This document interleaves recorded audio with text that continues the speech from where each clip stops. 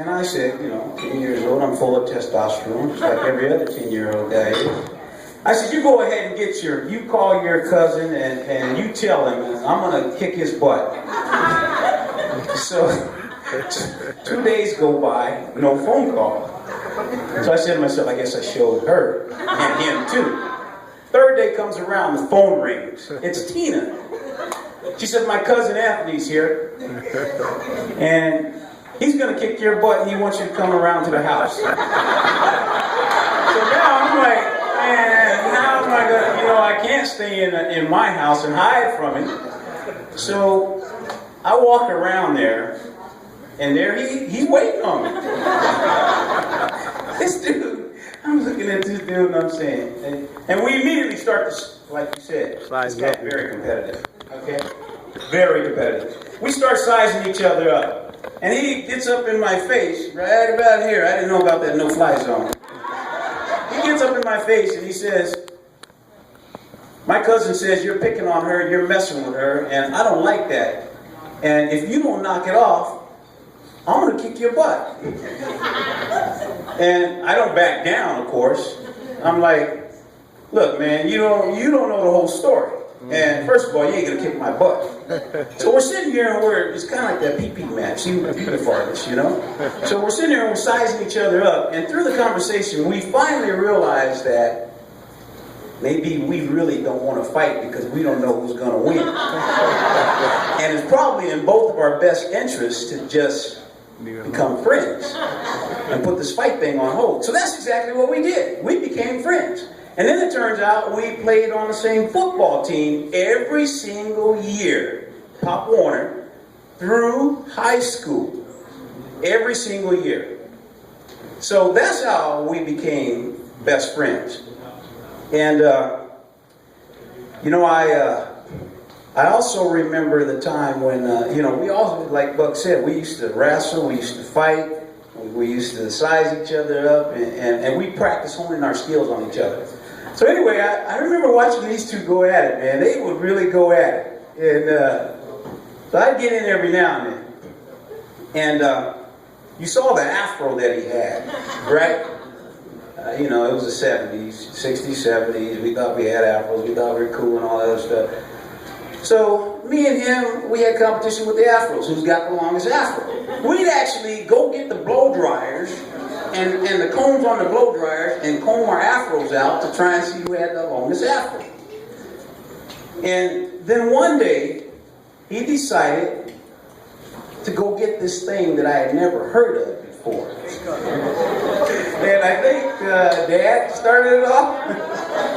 It's called a scary curl. I'm sorry, a Jerry curl. And so we fight and we wrestle and things, and we get each other in a headlock, and until somebody said give or whatever. And so anyway, he goes down and he gets this processed curl in his hair. Well, San Diego, I think, right? Was it San Diego the first one? Okay, San Diego, right? He comes back. I didn't know he did this. This dude's got curls in his hair all of a sudden. And so we're wrestling and things. And I get him in the headlock, he's getting out of these headlocks, and I don't know how he's getting out of it. Well, this Jerry curl, for those of you that know about this Jerry curl, this Jerry curl doesn't get curly on its own. There's this stuff called moisturizer that you got to squirt in your head that's very greasy, oily, shall I say, and it activates the curls, right? So anyway, so he was using this stuff on his hair, and that's why I couldn't keep him in the headlock. So anyway, I couldn't get used to this guy looking like that with this curly hair. I mean, we're supposed to be cool now, and he done went and did something without my permission, And so lo and behold, I remember he was working at Carl's Jr.? And that's another thing. I don't know him as D.A. I know him as Anthony. I don't know him as, all these other names. But he's got a bunch of aliases. And I'm really disappointed in the Department of Corrections because this guy's working IAD. He got 28 years out of you guys. And you guys don't know all these aliases that he operates under. Look, I'm going to tell you who he operates under. He introduced himself to me that day we were going to fight as Anthony. When I started hanging out with him around the house, I heard his dad, Mr. Kane, Mr. C, and Bugs called him Anthony. Anthony. And so, Anthony, I didn't know who Anthony was. Then, I started hearing, I think it was around the 11th grade, I heard somebody call him Daryl.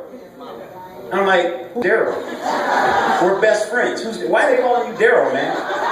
That's my name. Daryl Anthony Kane. All right, whatever. So, but I never called him Daryl. I would not call him Daryl. It was Anthony. So anyway, we proceeded with that friendship thing. And back to that curl right quick, and then I'll jump back on his other aliases.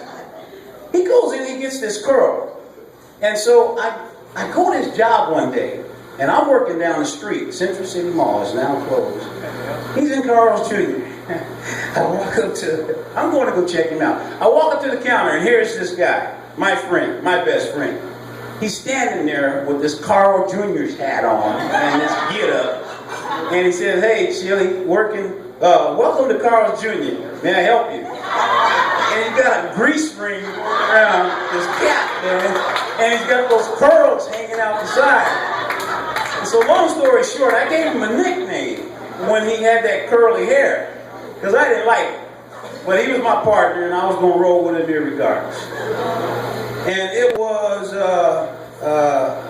Curly-Headed Sissy is what his nickname was. It was something else, but I can't say it because it's not politically correct today.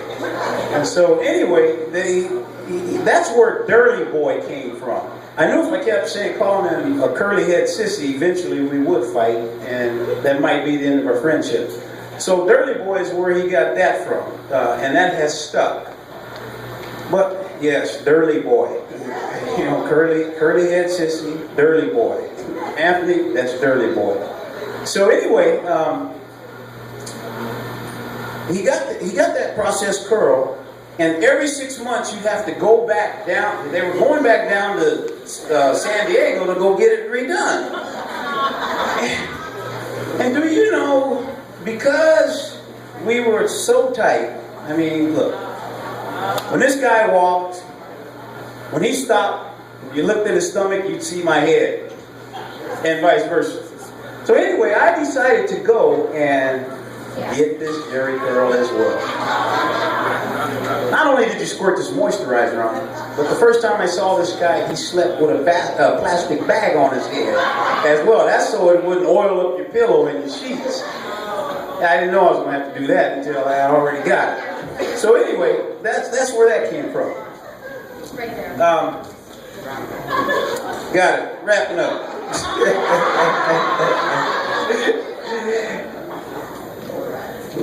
We went to a party one night, and this is when I knew that we were going to be friends for a long time.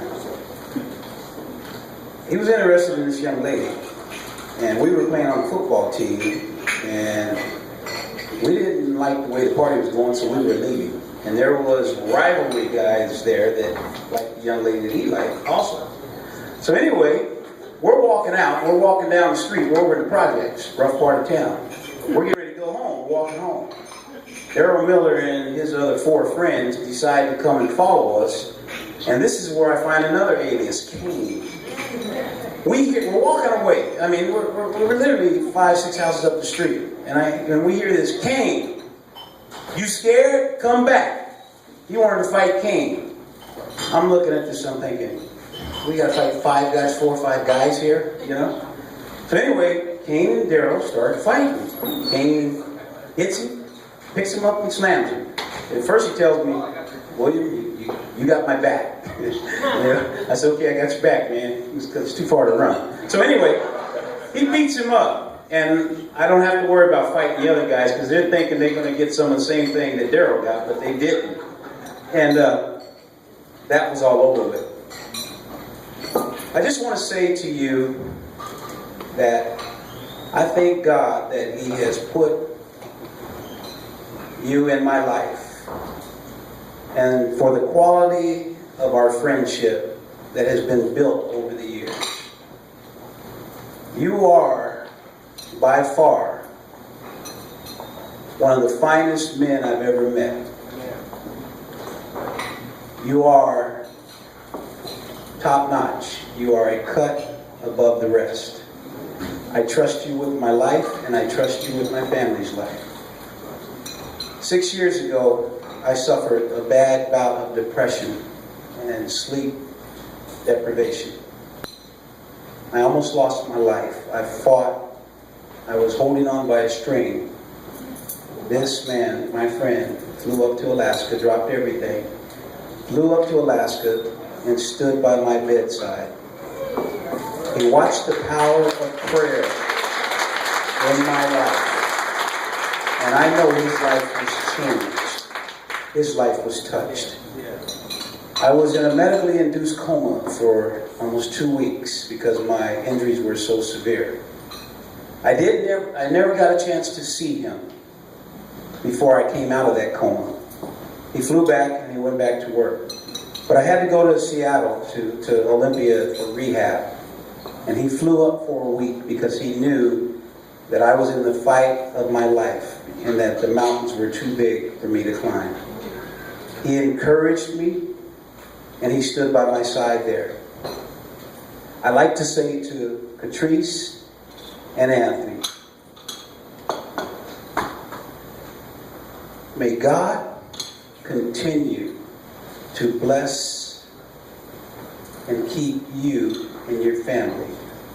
May He always continue to keep His ark of safety, grace, mercy, and protection around the both of you.